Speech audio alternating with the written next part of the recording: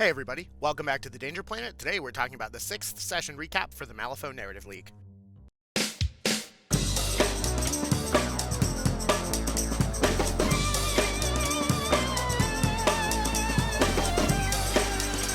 Alright everybody, the moment we've been waiting for a fortnight. The session results for Session 6 are in, and this week we have a slightly unlikely winner. The Guild came in with 16% of the league points earned. So well done, that was the first time we've had the Guild win or claim territory actually in the entire campaign so far. Coming in second this week are the Outcasts, who at this point have claimed the most territory in Malifaux City. But we have very, very close results all across the board. Resurrectionists and Explorer Society were just like a single result behind Outcasts.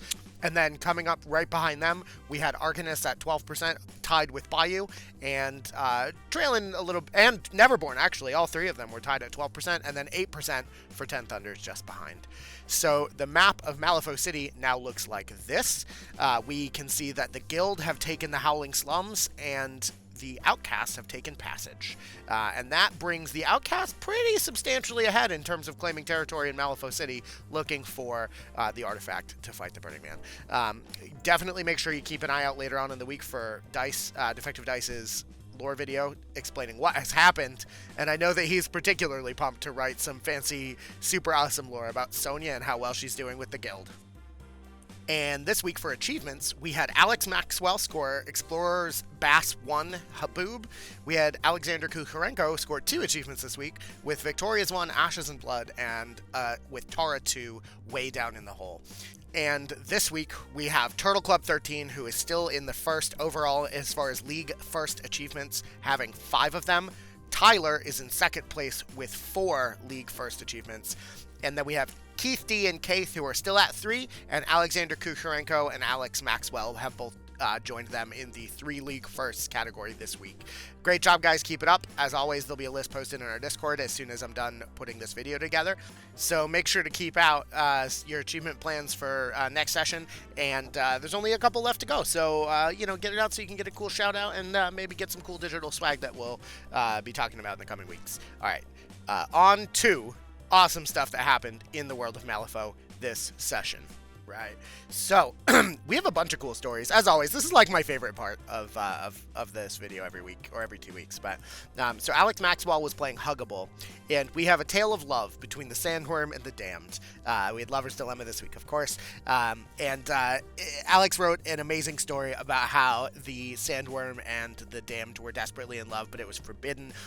So when they were exchanging their vows, Jedza intervened and attacked the Sandworm and drove it off with his burrow ability, and the Damned just stood by and watched, but was scorned and so upset, and also severely wounded with 3 health remaining, that the Sandworm had to ask his good friend Tannenbaum, who was on Bass's side, to write a comprehensive letter to the Jedza family, and then declare eternal war, and dust clouds would settle on their deathbeds, which he scored next round, both points, that was sort of the go-to point for instead of Lover's Dilemma.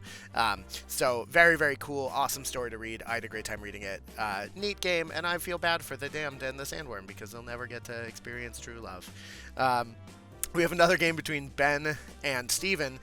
Ben was playing with his converted Hoffman and a converted Hunter that he calls the Blue Lion as support.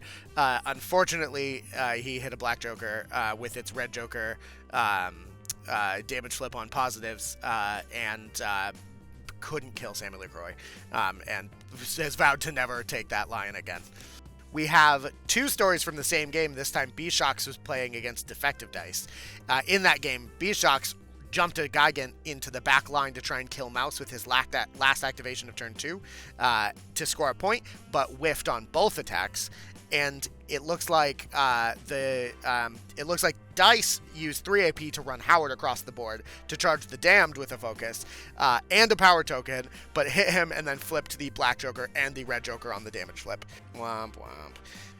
Alexander Kucharenko is playing Maxim, and he has painted us a lovely picture. Victoria's the Twin Blades were playing against Zip with Maxim. In turn 3, there was some industrial level carnage around the center point, and at some point the Vix, Taylor, and the First Mate were all at 2 HP when it was Maxim's turn to activate, and he sees that Barbaros is currently engaging both Vix and Taylor, And so, giggling like a maniac, Maxim activates the first mate, leaps at and charges his own Barbaros, hitting him twice and killing everybody but Barbaros, which let him score Reckoning, close on Assassinate, and completely deny Alex on his claim jump, which is wild. Black Blood for the win. Ed Hartman was playing against John, and it was John's first game, and he got a look of joy on his face when he realized that he could summon a gremlin between Bass and Reichard, and use one for the team, killing both of them. Way to go, John. Keep it up. We hope you had a great time playing Malifaux and play more of it. And the last two stories this week both come from Tyler, playing Resurrectionist against Neverborn and Outcast. Against his Neverborn game, his opponent's name was Thune, and in the most valuable display of terrifying that he's ever seen, McMorning had to spend 3 stones and a focus to get through Teddy's terrifying so that he could land all his attacks, and every single stone and focus would have been required for him to spend, otherwise he would have failed and the point would not have been scored because Teddy would have lived.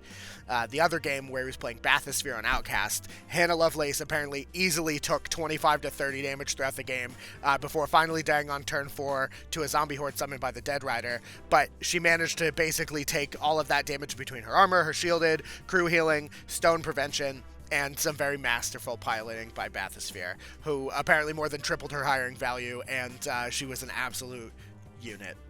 So keep these stories coming, guys. There's an awesome spot in the reporting forum where you can tell us any cool things that happened during your game. I love reading them. I talk about them every week. I mention almost every single one that I get. So please keep them coming for the last couple sessions. Speaking of those sessions, our next one starts today, Monday, April 24th, and will end on Sunday, May 7th. So you have 2 weeks to play the scheme pool and get your games in and report them with the forum. This week's session is going to be Corner, Deployment on Corrupted Leylines, and the schemes will be Breakthrough, Sabotage, Spread Them Out, Vendetta, and Take Prisoner. And as always, in just a couple seconds, you'll see a QR code on the screen. You can go ahead and use that QR code and scan it right into the app if you go to set up a game and hit the top right corner to automatically import the scheme pool, which saves you and your opponent a bunch of time. And yeah, just keep reporting the games, guys. That's how we do this. Things are heating up, and look forward to Defective Dice's video about the lore of what happened last session coming out later this week. And aside from that, keep an eye on the planet, and we'll see you soon.